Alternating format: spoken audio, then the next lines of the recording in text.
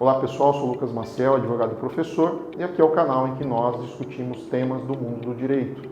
Antes da gente falar do tema de hoje, quero convidá-lo a se inscrever no nosso canal, ative o sininho, deixe seu like e também faça comentários. E se inscreva nas nossas redes sociais. Hoje nós vamos falar sobre novas teses que foram aprovadas pelo TST em sede de recurso repetitivo. Roda a vinheta, João.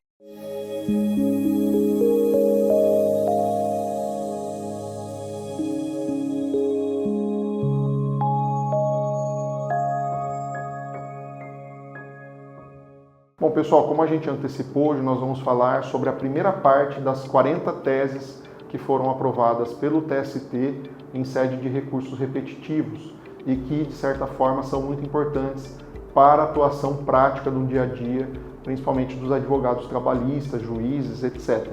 Nós vamos dividir em dois vídeos, porque como são 40, a gente vai colocar aqui as primeiras 20 e numa segunda parte as outras 20 para a gente finalizar.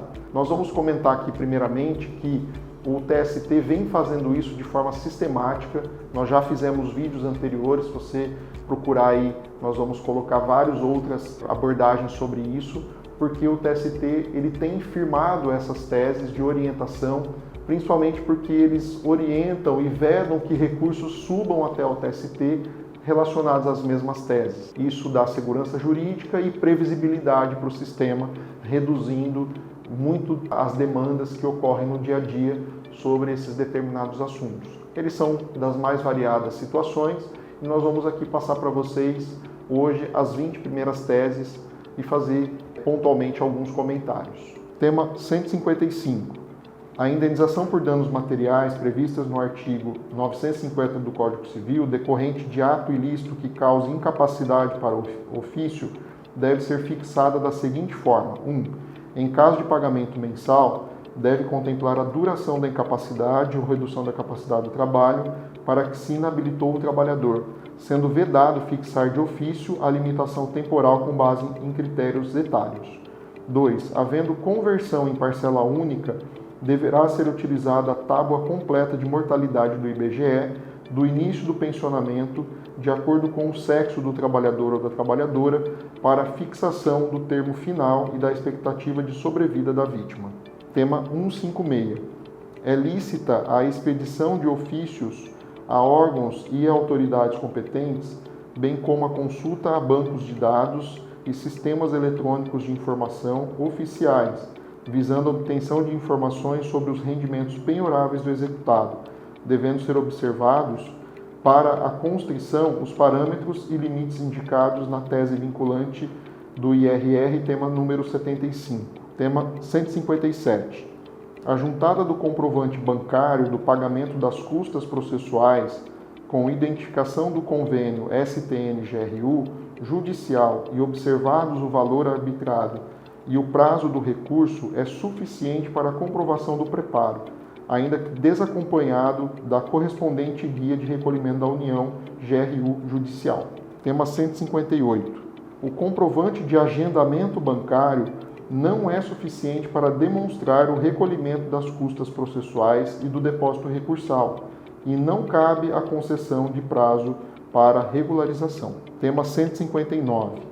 A exigência de garantia integral da dívida na fase de execução, artigo 884 da CLT, se aplica às empresas em recuperação judicial, dela dependendo o conhecimento dos embargos do devedor e os recursos subsequentes interpostos na fase de execução. Tema 160.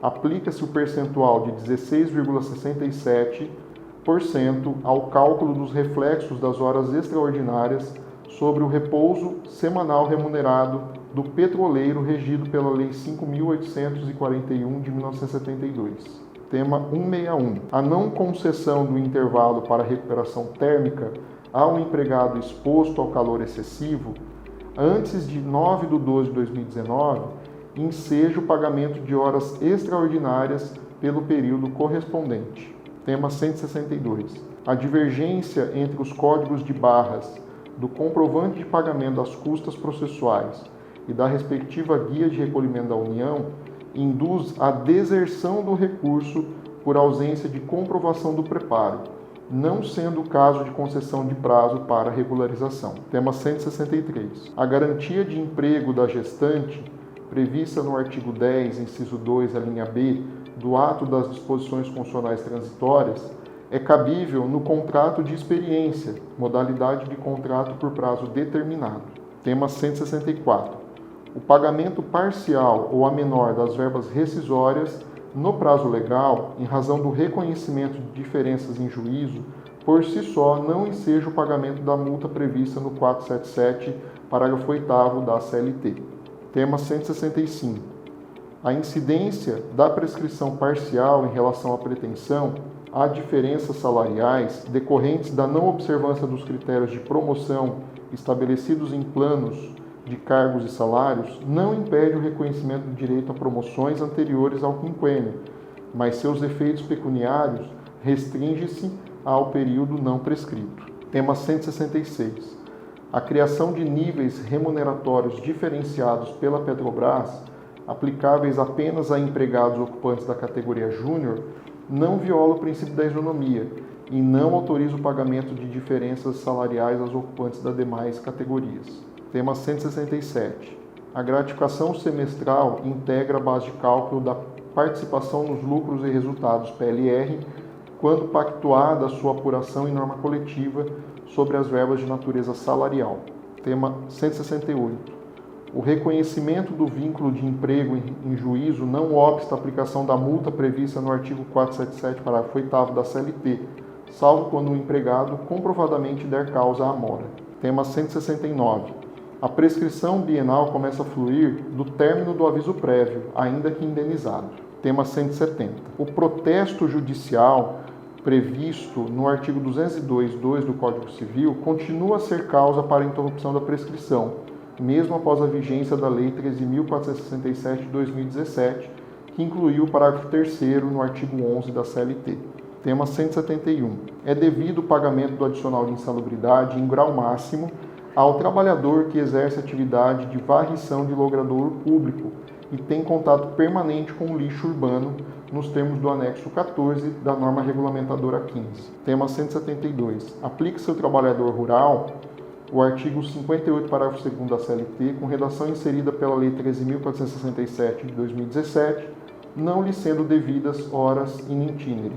Tema 173. A substituição do depósito recursal por seguro-garantia, nos termos do artigo 899, parágrafo 11 da CLT, sem a inclusão do acréscimo de 30% exigido pelo artigo 3º 2 do Ato Conjunto TST, CSJT e CGJT número 1 de 2019, impõe a intimação do recorrente para a complementação da garantia, sob pena de deserção, conforme disposto no artigo 1007, parágrafo 2º do CPC de 2015. Tema 174. A decisão de julgamento da impugnação e homologação dos cálculos de liquidação tem natureza interlocutória, sendo irrecorrível de imediato. Artigo 893, parágrafo 1º da CLT. Vejam, portanto, que são temas variados, né? A gente tem temas aí relacionados à questão de verba rescisória, questões processuais, como recolhimento de custas, questão envolvendo também direito material, como a questão da gestante, que está em contrato de experiência, e como que fica essa questão, o TST também definiu. Então tem vários e vários temas, até envolvendo prescrição, interrupção da prescrição. Então são temas muito interessantes e que vale a pena aqui a nossa análise. Então fiquem atentos para o nosso segundo momento, em que nós vamos terminar aí de falar das outras 20 teses julgadas pelo TST. Até o próximo vídeo.